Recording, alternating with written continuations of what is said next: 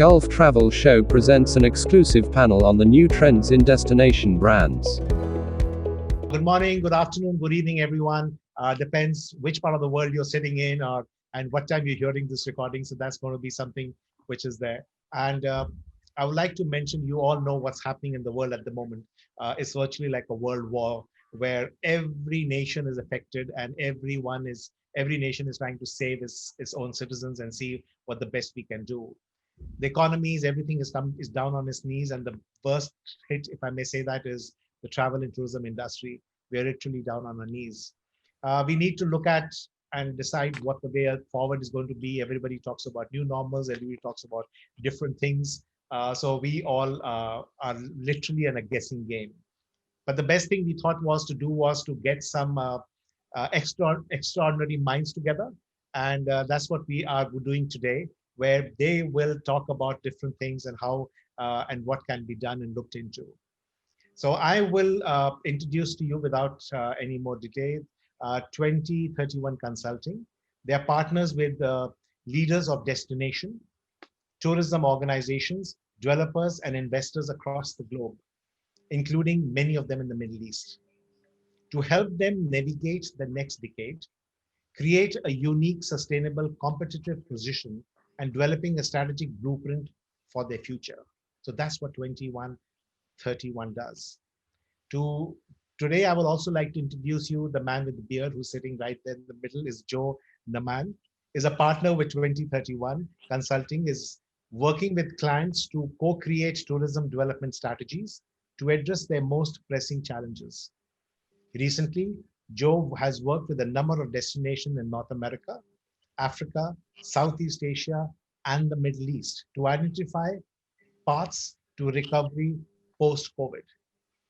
In today's session, we will be exploring new trends for destination brands to promote safety and security as a primary driver for leisure travel, as opposed to stimulating and inspiring interest to travel.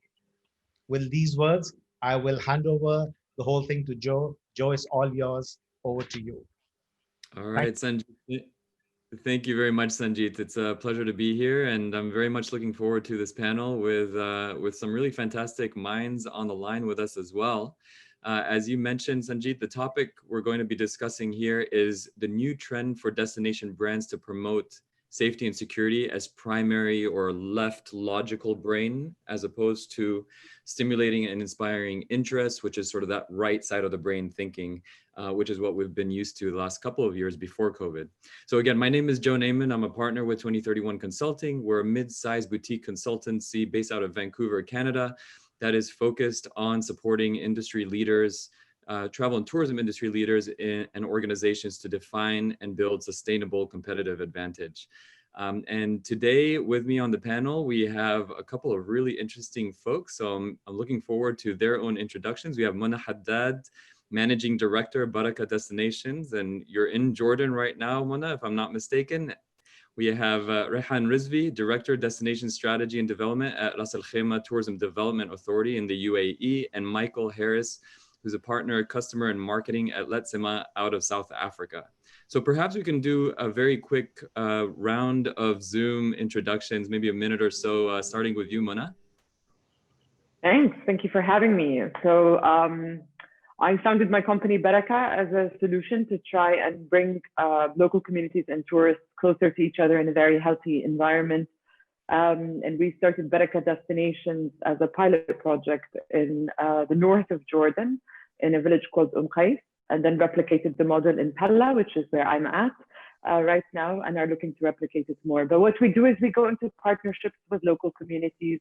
We do a lot of research and work with them in identifying the story of the place, and then curating tourism experiences that tell that story. It's all very boutique, very small, very deep, and we've had incredible success in localizing supply chains within the villages that we work in themselves, ensuring that the majority of the money, in fact, 73% of the money coming from tourism is actually staying in the villages where we're working, and 63% of them are women and youth. So we're making sure that we're trying to reshape and ensure that tourism is being used as a force for good in the places where we're working.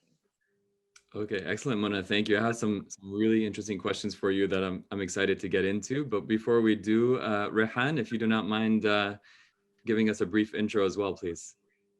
Oh, absolutely. First of all, thank you so much, Joe, for inviting me. And it's a pleasure to be on this illustrious panel.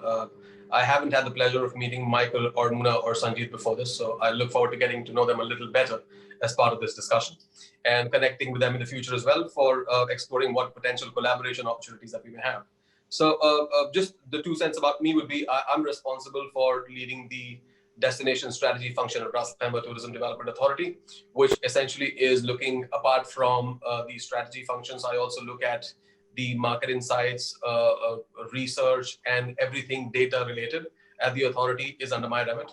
And I'm a management consultant by profession. I have over 12 years of experience in managing hospitality and leisure real estate clients and projects across about 11 countries now. I had to count this when I was making the bio for you. So, and I've been with the Tourism Development Authority here at Ras Al Khaimah since early 2017. And I've been closely involved in formulating the destination strategy for the medium and long term as well. And it has been very interesting, especially from the start of 2020, because it has taken a lot of contingency planning, a lot of recovery planning, and coming up with short-term, medium-term, and long-term strategies for boutique destinations such as ourselves. So these are exciting times, to say the least. Yeah, and Rehan, I know we've had several conversations looking at what you're doing, especially during this time of COVID, and I'm very impressed with what you're doing. So I'd like to ask some questions around that as we get to that portion as well. Thank you. Look forward to it. All right, and finally, but not least, Michael Harris. Please, brief intro, please. Hey Joe, yeah, and thanks very much for having me, and greetings to my fellow panelists and those tuning in to watch. Yeah, I'm a partner at Letsema. We're a South African management consultancy and investment holding company. I look after the customer and marketing services business within the group, and we provide a series of strategic consulting services around growth and customer centricity across tourism, financial services, and a number of other verticals. Currently doing quite a lot of work in our tourism sector locally in South Africa with a number of destination marketing clients there, as well as in the conservation sector and some of the travel and tourism trade more broadly. So yeah, really excited to be here and looking forward to the conversation. Okay, excellent. Thank you, Michael. And I know I shared the topic guide that I wanted to touch on before the call today. I will be jumping around a little bit, so hopefully you don't mind that. And I just sort of wanted to start with an interesting point. We have seen many destinations that are doubling down on messaging around safety and security. So again, that left logical side of the brain. And I just, right off the bat, I mean, is this bonkers? I feel like it's something that we focused on decades ago, and we've really made a huge push towards thinking more right side, touching the hearts and souls of people in order to entice them to come to our destinations. And so, is this way of thinking now, are we going backwards as opposed to going forwards? And I'd probably like to ask Michael first, hailing from Johannesburg. Michael, I think you're there currently, if I'm not mistaken. And I know South Africa, Johannesburg specifically as well, have had to sort of overcome many of these hurdles around safety and security, or the perception of safety and security.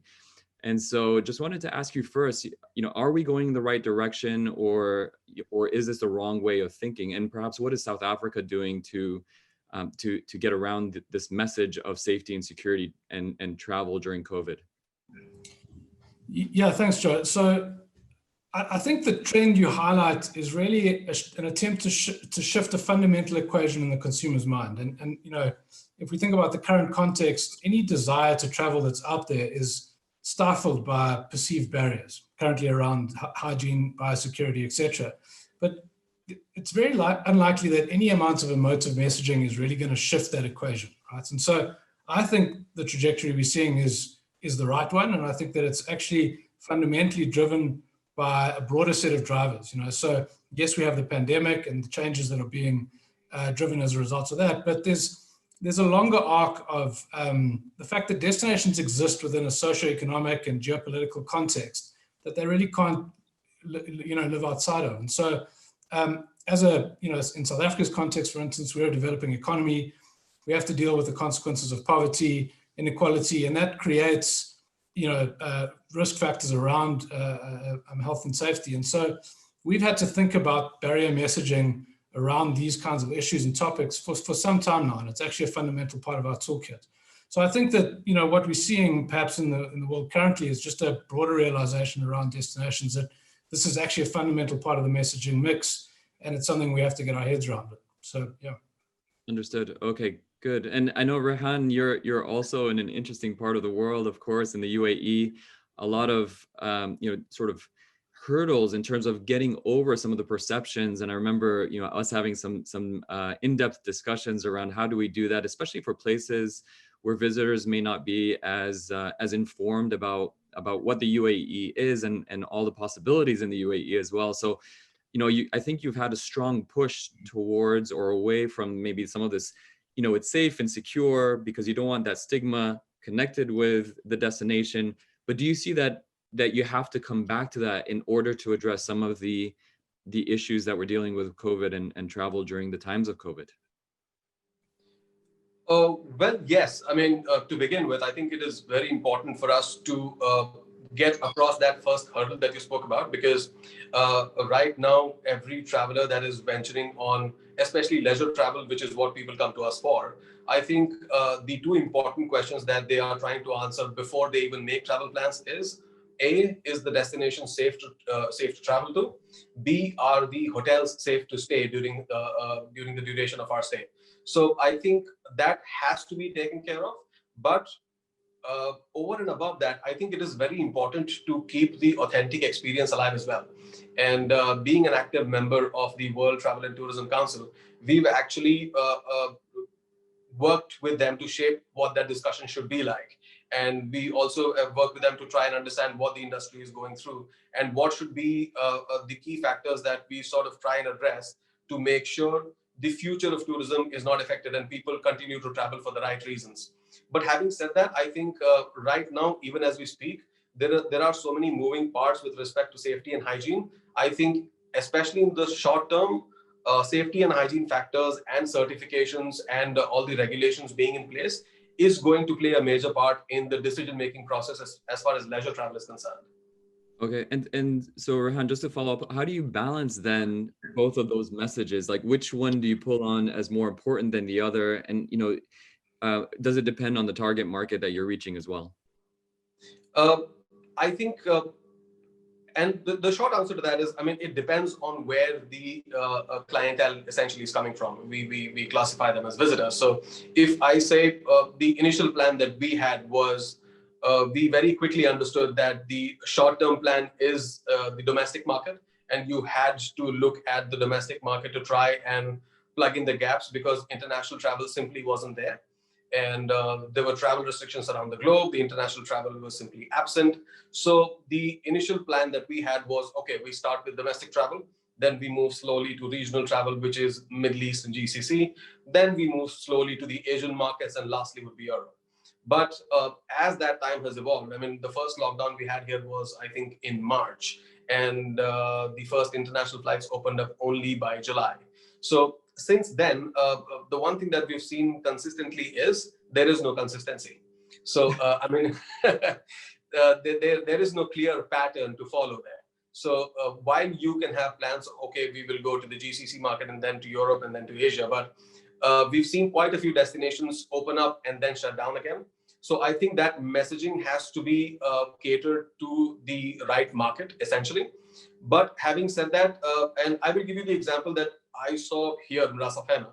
So you're aware of the consumer sentiment survey that we do, the visitor satisfaction that we do, just try and gauge the satisfaction levels of all the domestic and the international visitors that we receive here in Ras Al Khaimah. So just to make sure we are on the right path and we are ticking the right boxes with the consumer experiences, we added a couple of questions to the questionnaire to try and see how people were perceiving the safety measures that we had incorporated. And I'm happy to tell you that about 97% of the respondents came back and said, okay, we feel safe in your destination because you have the WTTC certification, because you have the Bureau Veritas certification. We are very happy to see that the hotels are taking all the precautions to make sure that we are safe in these establishments. So I think that still continues to be important, Joe. And we also made sure that all the attractions that we have here in Ras Al Khaimah are taken care of in terms of all the safety and hygiene standards. Now, having said that, we also have to be careful, like I said in the beginning, not to take away from the experience of it, because that is what people are here for. So you have to make sure that you retain the authenticity of experiences, but you will have to adapt to the new normal. There is no excuse and there is no escape from this. Great. Thank you, Rehan. All right, Mona, question for you. I kind of, I think this, so we're going to touch on this topic a little bit more. And I just sort of want to take a step back and ask you, I mean, did you, no one saw COVID coming. I think, unless you were Bill Gates or something like that, you had no clue. We're not really planning for that. Yet, nevertheless, you sort of live and operate in an area, you've had other crises that you've been dealing with as well. So just wanted to sort of, before COVID, did you have any anticipation? How did you prepare for the potential crisis? And then, just out of curiosity, what was your travel and tourism world like before COVID hit? And then what happened afterwards? Oh, you have to remind me of horrible days. Sorry, but we're gonna. The idea is to move forward. But it was we were at the peak in Jordan, really, of our tourism development. Over years, tourism marketing has really paid off, and the right clientele was coming to Jordan. New LCCs had opened up to Jordan, so really it was a record year for Jordan's tourism on all sub-niche markets. So I particularly work in the community-based tourism, outdoor adventure tourism, sustainable ecotourism. That's really my world. And it was really the first time that Jordan was leading with that. So certainly it was a very big blow. We were coming at our record season, and it was a very big blow to all of us. I have to say we were very pleasantly surprised with the local tourism market, and it really carried us through. Our model, the way we've set up our model as a company, was more resilient in that we have been accustomed to the ups and downs, the highs and lows, 2 fantastic years. And then, as you mentioned earlier, I think in the introduction, the perception of risk being higher than the actual risk itself. So we're accustomed to that and know of it. So our model is a bit more resilient in that, but that does not in any way mean that we saw this one coming. We did act very quickly though, and it helped keep the company afloat, and alhamdulillah, we're doing well, and looking forward to this being behind us all. Good. So if you had to sort of summarize the experience of going through COVID and still in COVID in a headline, what would that headline be then? We will always travel again. We're just taking a break. I like that. I like that positivity. That's I think less optimistic, but I think one of the most important things, and probably a headline that came out of this, is for the first time the world really saw just how far-fetched the tourism sector is and how integrated into so many other sectors. We stopped traveling, and then the world went into disarray. So it's probably a very pessimistic way of looking at it, but at the same time, it really highlights just how significant this sector is. Got you. And so on the topic of headlines as well, I like that, we will always travel eventually, or the headline that you shared as well there. So, we've heard a lot of headlines, especially in the beginning, that said, stay home now, travel later. Just out of curiosity, how have you, and this is open for anyone here, how have you seen that message change since the beginning of the pandemic in February, March timeframe to now? And then how do you foresee that changing within the next few months as well? And that's for anybody on the panel here.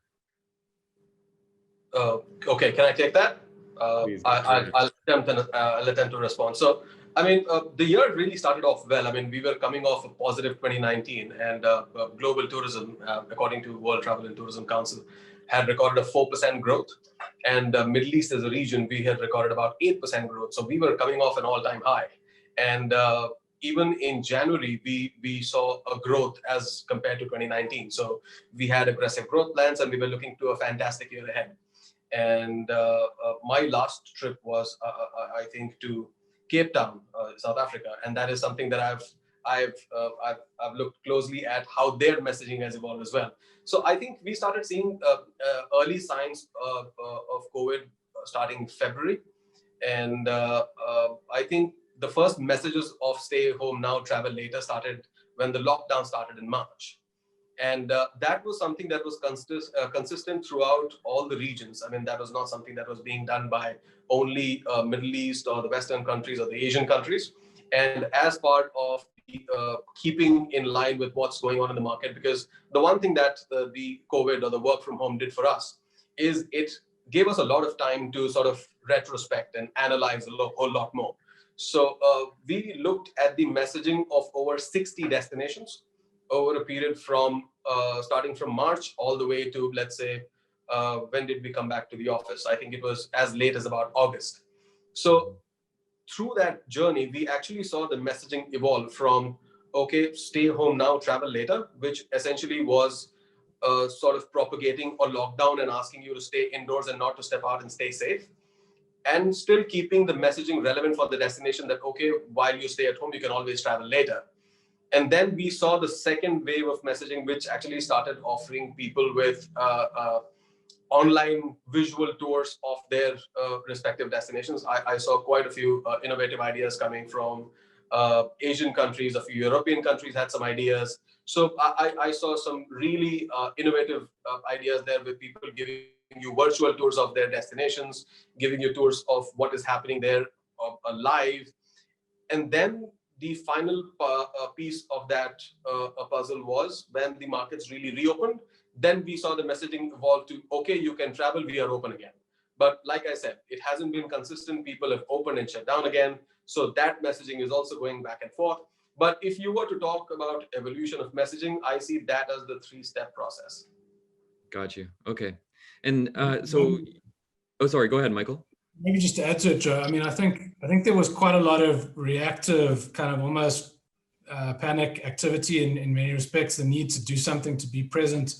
On one hand, having access to tools and resources that allow you to communicate and wanting to do the responsible thing, stay at home, you know, that kind of messaging, I think, played a strong root. But it was also just about the almost the unwillingness to accept that we might not be present in some of our markets. And so I think it took a bit of time for the calibration around the duration of this event and how long it was going to take for people to really realize that, you know, this is the long haul and we actually need to pull back, recalibrate our planning, conserve our budget for a time when we actually can market to a real intent and desire to travel at the same time. So that was quite a fascinating thing to see how chaos turned into order over the period of a few months. You know? And Michael, you know, we're certainly going and seeing this second wave in many parts around the world. North America, where I'm located, you know, we're right in the midst of it. Europe is going through it as well. I think, and probably in the Middle East, from what I've heard, it's, you know, there's been some ups and downs there as well. Africa, the same. Nevertheless, and we are seeing lockdowns, and nevertheless, we're starting to also see an uptick in travel, which is good. And my question is, do we continue to share that message of stay home, travel later at this point? And if not, and we'd say, okay, well, maybe there are some of you who can travel. How do we find sort of the needles in the needles of the haystack? I mean, we were looking for needles in the haystack before in terms of travelers that we wanted to come to our destination, but now it might be even more specific, because people really don't want to leave their homes as much as before, or leave their regions. So just what are your thoughts on that, Michael? I think it's become a lot more nuanced and focused. So, you know, destinations have now had time to develop their recovery plans. There's a clear picture of what that likely phasing may look like. Of course, that data changes every day and we have to be reactive. But, you know, there are near-term targets now for messaging, right? So everyone's thinking about the domestic market in a completely new way. The near abroad, and in Southern Africa, we have a very rich and vibrant kind of land market that makes up a lot of our arrivals. And then the Africa air market is also a very important one for us.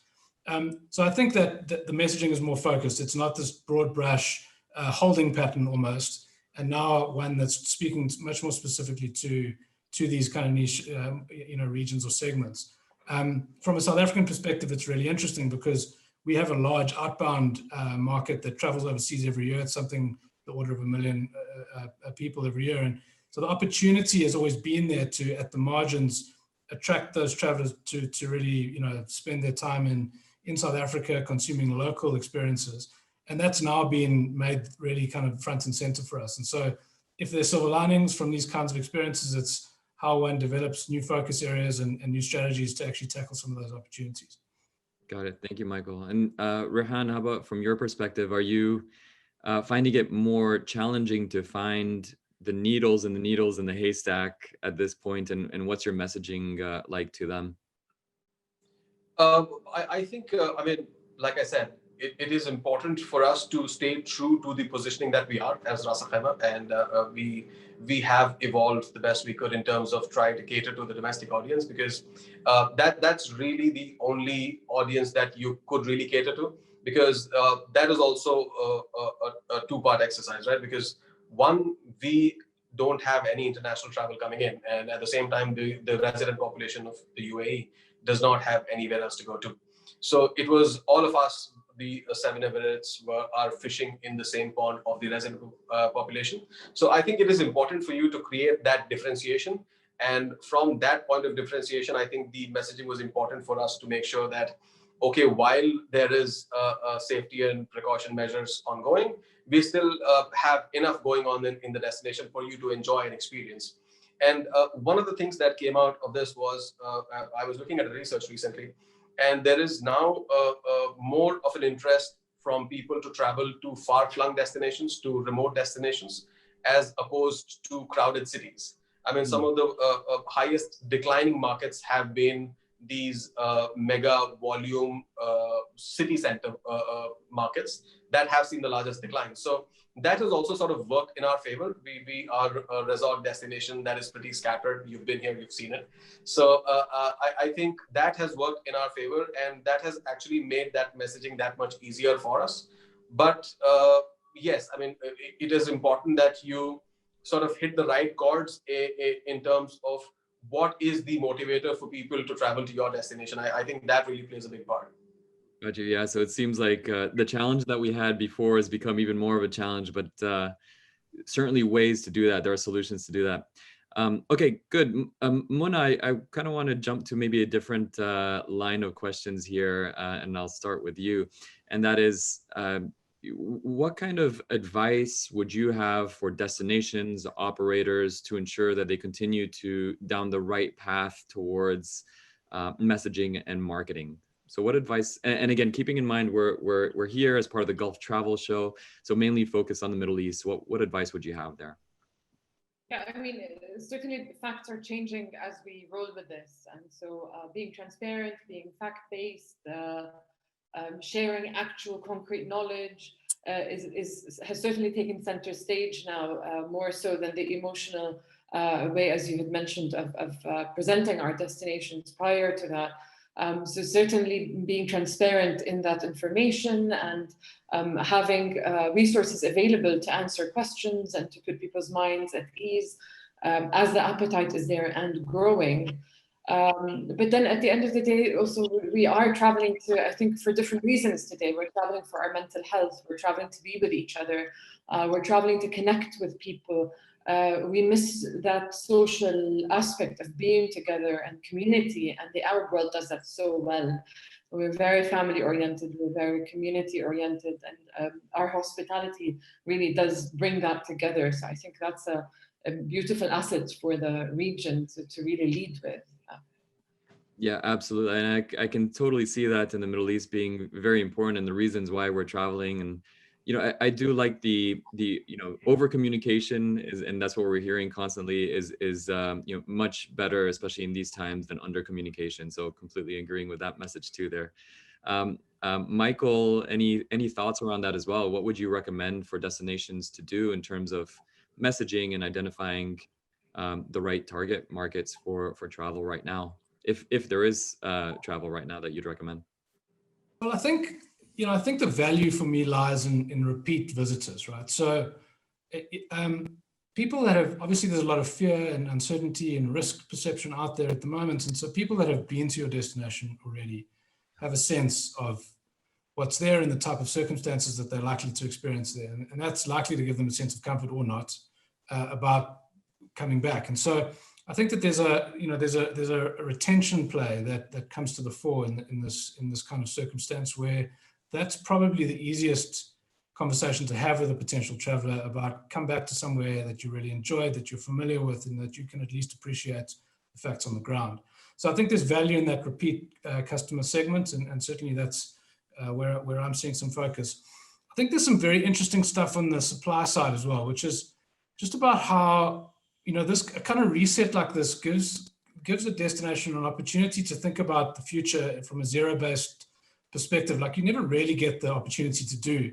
And so, thinking 50 years down the track about destination development and how scarcity has perhaps given an opportunity to reshape supply and demand dynamics in a way that allows you to build a sustainable model for the industry that is both very lucrative and successful and drives development outcomes, but is also one that is low impact and there for the long term. I think is very exciting actually in some ways.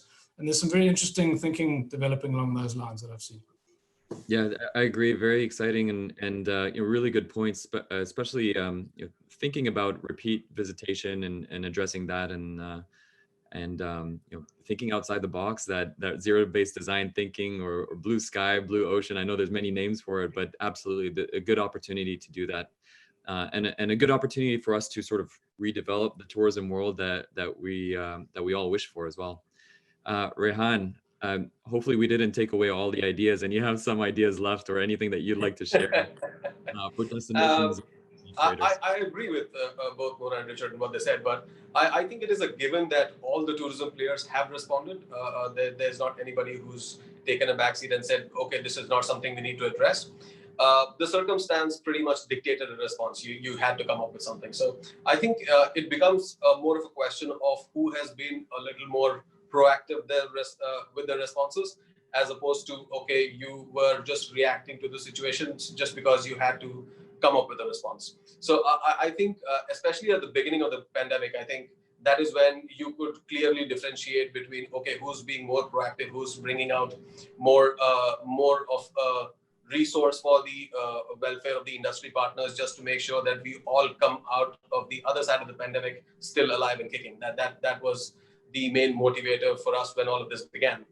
And I think one of the key factors for us throughout this period has been a consistent message, because we have had to keep in touch with the industry partners and stakeholders consistently. And what we've also done as part of keeping the messaging, especially to the end users, especially from a B2C point of view, is just to keep the market relevant, to keep the destination relevant, especially in our key source markets. And that's a conversation that you and I have had before as well. So, and I think we should also point out that the World Travel and Tourism Council has also done a great job in sort of bringing together all the resources and creating an overarching global tourism narrative as well, that everybody could take bits and pieces from to sort of tailor that to their own destination as well. So we've been, like I said, we are a part of the WTTC committee, and we've been involved with them in shaping what that narrative should look like. And I think all of us as individual destinations have benefited from that as well. Okay, thank you. Thanks, Rehan. All right, folks, I think we've come to, we're at the 30-minute mark. We started a little bit early, so I feel like I can still go through a little bit of a lightning round, quick responses to these, and we'll go in order. Mona, I'm just giving you a heads up before I'm going to come to you first. And the question is, if you had to name a single trend that destinations need to look out for in 2021, we're nearly there. I can't believe it. It feels like 2020 has been a whole decade. what is a single trend that you think destinations or operators need to keep a lookout for? Smaller groups and outdoors. Okay. Smaller groups outdoors. Michael? I think there's, I'll mention repeat visitors again. I think that's an important piece. I think there's a lot around the VFR space, reconnecting, going back to roots or visiting loved ones and friends in a way that obviously happens every year, but is going to be much more intensive and really a focus for people this year. So I think there's some interesting dynamics around that one. Good answer there. Okay, thank you, Michael. And Rehan? Okay, I've got two. So I think one of the trends that has clearly come out of this year is a sustainable nature-based tourism, which is sort of what Muna alluded to. And the second one, most definitely, is domestic travel. Got it. Okay, very good. And I feel now that my answer was really a lightning round. I'm like words out. Oh, good. No, this is good. Excellent, guys. Okay, maybe one or two more lightning round questions. Given everything that all the messaging and if you put yourselves in the minds of travel consumers right now and all the messages that you've received and the destinations that you've come across over the last couple of months, what is one destination that you would travel to right now? Given also some of the safety and security concerns we talked about, and destinations that have lost a lot of tourists and are waiting. So in general, what is one destination that you'd like to travel to? And Muna, I'll go to you as well first. There's a couple. It's hard to decide. There's a couple. I think New Zealand did a fantastic job, not only in handling the crisis, but in showing a lot of compassion in their leadership. I feel safe going there, even in the unknown, feeling like I will be taken care of and I won't be left stranded. I also think, and not just because you're online here, but I do think the UAE has done a really good job as well in maintaining some sort of normalcy and not playing into people's fear. I actually have already considered going there myself this week. So I think that it would be a destination that I feel safe in. I know that the rule of law really stands, and that I have faith in hotels and properties following the regulations. All right, and so I think you might stop by and say hi to Rehan then, if that happens. Good. Please, you're more than welcome. I look forward to your visit. Thank you. Michael, how about yourself? Well, Muna took my one of New Zealand, where I think spot on, right? And I also just benefiting from being an island in terms of exposure to the pandemic, but very well managed nevertheless. So I'll just take the patriotic option and talk about my own backyard, where not just in South Africa, which has come through the pandemic relatively well so far, but our neighbors, Botswana and Namibia, where I think, as a collective on the southern tip of Africa, there's a nature-based, wide open space type experience, low population densities. That's exactly the kind of thing people are after. So yeah, give us a thought. Okay, very good. And I will say it's very telling that we out of 3 responses so far, and we have yet to hear Rehan, but we have New Zealand twice on there, and maybe that speaks to that openness, that communication that we talked a little bit about earlier, the leadership and management, and so very, very intriguing here. All right, Rehan. And no either. No, I'm going to keep this very practical because I've actually been looking at options to travel. I feel very cornered right now. I haven't taken a trip in close to a year now. So in my research, I think one of the destinations that really stands out is the Maldives. I think they are doing a great job in creating that safe space. And being largely a resort destination, it's also a lot easier for them to make sure that they are able to quarantine their own resorts, and they are able to maintain that level of, okay, who's coming in and is there a chance of an infection or not. They are in a position to have a lot better control over that. So I would feel safe in an environment like that. So Maldives is one. And the other one would really be a toss between Zanzibar and Seychelles, one of those African places. So they are both open to travel. Both of them require, I think, a 5-day quarantine mandatory, even as we speak. So once those restrictions ease a little bit more, those are the destinations I would love to travel to. Okay, excellent. And I think we're... Oh, sorry. Go ahead, Muna. Sorry. What's your answer? Oh, good question. So, I've actually been eyeing Italy a lot because, I've been to Italy many times. I love the country there. But I've always come across so many tourists there. And it's hard to really enjoy some of the sites in Italy as they were, meant to be really enjoyed.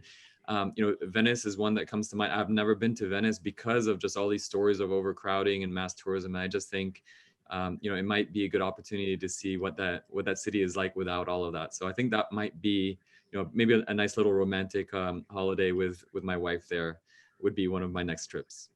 I would recommend Venice. Please do try it. It's lovely.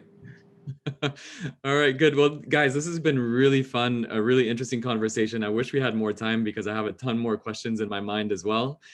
Thank you for taking the time to chat with us out of your busy schedules and all the things that you're dealing with. So I appreciate that. Sanjeet, I see that you're back with us as well. I don't know if you have any final thoughts for us. Joe, before you all go, I maybe not record this, but I just want to ask one question to all of you. After this whole thing gets over, would you think so the source markets for every destination will change? Or will it remain the same? What's going to happen on that? That's something which is, because I think that's the Middle East is dabbling with what they're going to be looking at. Sorry, if anybody would like to answer that, sorry. Let me take that, Sanjeet. So from our own point of view, from a Ras Al Khaimah point of view, I think that's a great question to begin with. So one thing that came across when we were trying to do the contingency planning is one of the obvious measures that you want to look at is to diversify your source markets. And that way you hedge your risk that much more. Because being the small boutique destination that we are, we rely for majority of our footfall. And when I say majority, I'm talking of over 80-85%. Coming in from 5 or 6 top key source markets. Now, once this happened, and once we realized that lockdowns or travel restrictions can be driven by particular countries, we've looked at options to diversify that source market as well. So I wouldn't really go ahead and say the source markets will change. I think source markets will evolve to include a few more smaller secondary and tertiary and emerging markets. So while you will still have your anchor source markets to bring in your bread and butter, but you will also have plan B and plan C in terms of more options as source markets. So you will try and market more in potential markets that you have identified before, but have not put efforts into, thinking the ROI did not make a lot of sense. But now even that smaller ROI would start making a lot more sense because the big markets are not traveling anymore. So that's my take on it. I'd like to add to that, Sanjeet. We haven't quite talked about aviation in this call, and it's really a critical piece to determine where the source markets are going to be coming from. And it's too soon to tell, as many airlines are still grappling with their, abysmal economic situation going on. Some will be shutting down, some are waiting for bailout, others have not received bailout. So it's, and we continue to see in the news multiple furloughs happening on the airline and aviation sector. So let's keep that in mind as well as things progress, hopefully to the better in the future. The playing field is going to be very different of who can travel from where to where because of the aviation piece. Yeah, I'd probably like to add, Sanjeet, from our perspective as well, that, sort of going back to the conversation we were having before, I think the name of the game is going to be looking for the visitor segments that would be interested in traveling, and at least in the near to medium term. Long term, I think that will change again. We'll get closer maybe to what we had before, but in the near term, it's really identifying the traveler segments, and that can come from multiple different markets as well, as Rehan pointed out too. So the question is, how do you find that, again, that needle in the haystack and entice them to come? Because of those are the ones who are really interested and most likely to travel sooner than others. Wonderful. I think maybe from my perspective, it's just to add I think I agree with what the guys have said, but I think there's a real focus on the core that's required, right? And whatever that core is, I think you're going to see value chains under stress. I think you're going to, the aviation point is well made. And so the potential to develop new markets is there, and investment over multi-years to open up those territories on a 5-year horizon, perhaps, I think it's absolutely the time to be doing that. But in the shorter term, I almost see the Pareto on your key arrivals coming, almost getting more concentrated because of that familiarity aspect and the kind of well-trodden paths that exist between some destinations and source markets. I sorry, thank you guys, but but why where I'm coming from is because I personally think the reasons for travel, and especially for leisure travel, will change a lot with the coming thing. That's why I wanted to ask you what you guys think about the source market part of it. Thank you so much. I didn't want to come into the whole thing, but sorry, I couldn't help myself with that question. No, good question. All right. Well, unless there's anything else, guys, again, this has been a real pleasure. Good catching up with all of you, and I hope to see all of you in person really, really soon. I myself have not traveled to the Middle East, which is where I'm originally from, in a good number of since almost a year. Rehan, I think I saw you around then. It has been over a year, so I look forward to seeing you soon again. It's weighing heavy on me, and I'm looking forward to coming back to the Middle East soon. And Michael, eventually, South Africa has been on my list of places as well, and hopefully there too. So again, thank you all, and hope to catch up with you again very soon. Thank you, Joe. Thank you for having us, and Muna, Michael, and Sanjeev. It's a pleasure meeting all of you, and look forward to physically meeting you guys sometime soon. Likewise, you guys too. All the best, and take care. Okay. Thank you. A big thank you to all of you.